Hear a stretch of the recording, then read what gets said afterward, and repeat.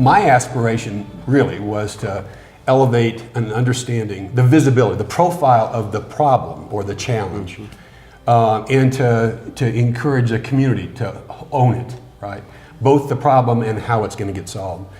And that was not without some controversy, because there are a number of things that drove in terms of policy and resource allocation. But the initial stage was to invite others to own the problem, that understand it's not just a school district problem, nor will it be just a school district solution. The expectation or the vision for that grew, but in the early days, if we could at least get it on the agenda, that this is something we have to solve together, then it created some opportunities for the board to develop policy and for us to adopt practice in the school district that would be in response.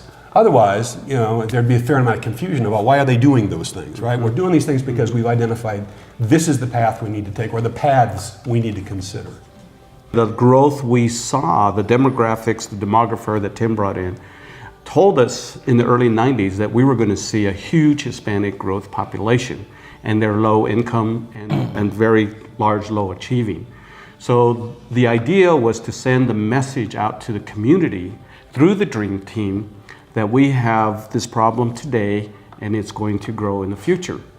One of the things that the board did is that we created a strategic plan and our mission statement and our goals. Part of my charge from this school board was to address two significant issues. One was the number of kids dropping out of the system, in particular, losses with our Latino kids, and secondly, to raise achievement. So, it wasn't just enough to do something about the dropout rate. We also had to elevate performance academically across the system. Do I remember that right, guys? You do remember that right, but we had a heck of a time just deciding what to call the thing. That's true. Because we knew something about the literature, and we knew that from the literature that you couldn't go down the same old path again. And because we couldn't find out what name to name the thing, we called it for a long time a Committee on Non-Bullshit. Yeah. Tony Carvajal and Roberto Cordova asking me the question, what am I going to do in response to that charge for the board? And my response was, I didn't know what I was going to do, but my response was, it's not what I'm going to do, it's what we're going to have to do together. This is not a school district problem. This is a community problem. It's not going to get solved by the school district. It's going to get solved by the community. And the only way we're going to make a dent in this is to figure out how to work together for a common objective. And at that time, parallel to that conversation, some people may remember Eugene Lang, who had stepped into a middle school in New York City and promised a group of middle schoolers, I'll pay for your college education. That was the basis for what became the I Have a Dream Foundation.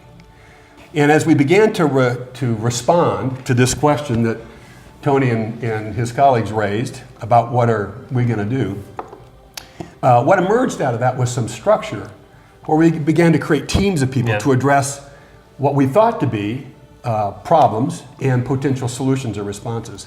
And we began to name those teams. And they were special teams, as I recall, initially.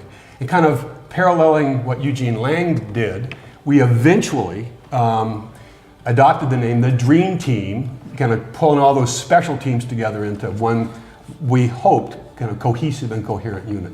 We had some synergy that we created, I think, in the community that really, I think, held together because they saw that we were able to break that mold of let's all work together and let's start moving this project along. Bob Tointon, bless his heart, giant as far as I'm concerned. We stand largely on the shoulders of Bob and Betty Tointon and others at that time. So if Bob ever sees this, he's a hero. But Bob Tointon that night presented a check for $10,000 and said, I'm willing to invest. And that got that whole thing started with, if he's willing to do that, are others willing to do that as well? And I did take a recommendation to the board to actually form a nonprofit. Right. The board, I don't know how much trepidation there was, but they had enough confidence in what we did, what we'd done by that time, that they authorized creating a nonprofit which would operate within the school district. Steve Del Castillo became our first executive director. Totally. And that was the key, honestly, Press, making that decision, I think, was a key to institutionalizing what is now, for 30 years has been part of the system, as opposed to a project or just an initiative. It became Totally part of the organization. When a child lives in the margin of failure, they either bum out of life or they don't want to continue. When kids are pulled away from this sense of failure, they become dreamers. And when they become dreamers, they become the architects of a new community. They changed.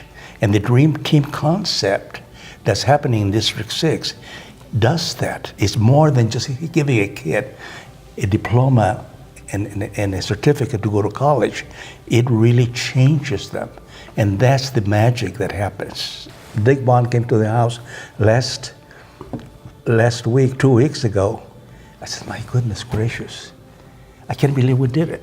I can't believe we did it. Reflecting back now to see that a dream team was set up and it still exists, it is amazing. And you're right, the students that are benefiting and how many students you graduated and where they're going right now, is congratulations to you to keep it going. What an affirmation, right? That we created something that endures for 30 years. I mean, by itself was exciting. But secondly, for me, it's all those kids for 30 years who have benefited in ways that I'll never know or can only imagine. Exactly. But to go to sleep at night thinking, son of a gun, there are a whole bunch of kids in the world today who are better off, I believe, than they might have been otherwise. At the end of the day, that's it. And it continues. I think the idea that we haven't quit, the idea that the Dream Team is carrying on, that the school district is carrying on. The whole country has gone through a lot of transformation itself in the whole education, but we still see that prize, that our eye is on the prize of achieving, especially those low-income minority students. I believe you have more work to do than ever, because you had 2,500 Hispanic students and half of them weren't graduating. Today you have 10,000 Hispanic students.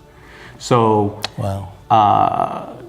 so that's going to take generations, and we're graduating many more, and but it's the idea of the Dream Team being able to be on its own and be able to forge specifically in that area. In my view, this community then, and I think it's truer today than it was 30 years ago, has the potential to create a place, a community that may be the best place in the country for children to be born, raised, and educated, regardless of background, ethnicity, economics. Not very many communities could say that. There are a few across the country that have done remarkable things, but really could differentiate itself. It could become distinctive. It earned distinction within the state, within the country, in my view, as the premier place for families to raise children. All of the elements are here, but it's going to take, to do that, something that's probably at a magnitude larger than what we did 30 years ago, but it's still possible. If people were to decide, we care enough, this community could be different from all others because of the assets you have, the history that you have, and the foundation that you built here through the Greeley Dream Team. Beautiful. Amen.